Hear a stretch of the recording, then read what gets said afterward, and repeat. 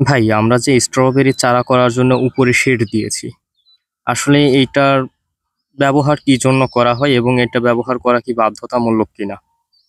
জি, আপনি একটা খুব ইম্পর্টেন্ট প্রশ্ন করছেন। এই উপরে শেড দেওয়ার কারণ হচ্ছে একটাই, যে অতিরিক্ত বৃষ্টিপাত হলে আপনার গাছের গোড়াতে একদম হিট করে। হ্যাঁ, আর এই উপরে শেডটা দেওয়ার কারণ হচ্ছে আপনার অতিরিক্ত বৃষ্টি হইলে যেন গাছেতে একবারে যদি না পড়ে, যদি একবারে যদি পড়ে তাহলে মাটিতে আপনার মাটি উপরে আদলায় উপরে পড়তে পারে মাটিতে। এই উপরে মাটিতে যেন পানি না পড়ে, এই ক্ষেত্রে শেড দেওয়ার আর একটা জিনিস আপনার রোদ, অতিরিক্ত রোদ আর রোদ বেশি হলে তাপমাত্রা বেশি হয়। এই তাপমাত্রা বেশি হওয়ার কারণে আমরা উপরে শেড দিই এবং এটা বাধ্যতামূলক।